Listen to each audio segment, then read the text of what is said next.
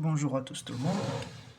Alors je tiens à m'excuser parce que je viens de faire une vidéo pour vous montrer pour vous montrer cette égalité, c'est-à-dire cos carré de x plus sinus carré de x égale à 1. Et dans cette vidéo, excusez-moi, mais j'ai fait une très grosse erreur, ce qui fait que j'ai essayé de la rectifier.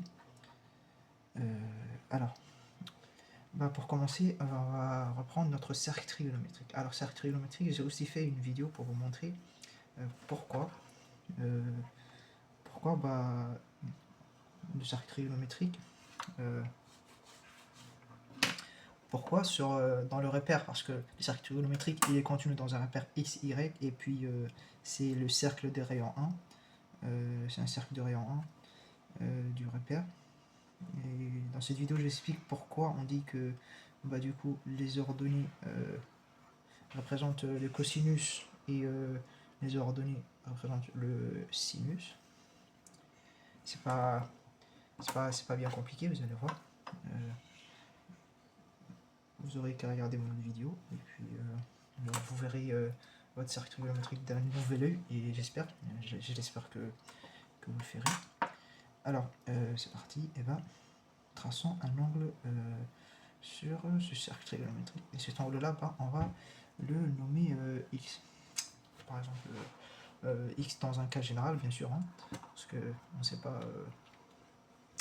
on ne sait pas comment dirais-je sa valeur, et d'ailleurs on s'en fout pour cette démonstration. Alors cos carré plus sin carré x égale à 1. Et ensuite ce qu'on va faire, c'est on va tracer un triangle rectangle dans lequel cet angle est contenu. Et ensuite, c'est quoi l'étape suivante? Et maintenant qu'on a un triangle rectangle, on va appliquer une identité que vous avez très certainement vue soit en quatrième, soit en troisième, ça dépend. C'est l'identité de Pythagore qui dit que, excusez-moi, je suis sorti du cadre, il me semble, c'est qui dit que a carré plus b carré égale à c carré.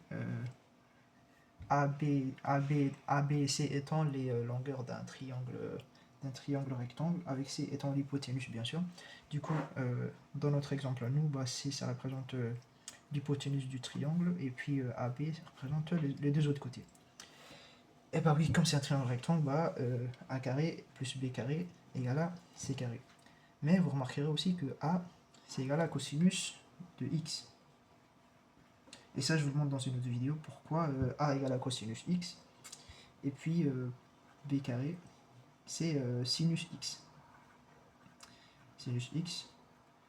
Et puis C carré, c'est le rayon du cercle, et comme le rayon du cercle, par définition, c'est un rayon du cercle, c'est un cercle de rayon 1, et alors c'est juste égal à 1. Et voilà. Et en gros, c'est pas bien compliqué, c'est juste que cosinus de cet angle est égal à côté opposé sur... côté adjacent sur hypoténuse, et que le côté adjacent c'est bien x, c'est bien, enfin pas x la valeur de l'angle, mais x sur l'abscisse.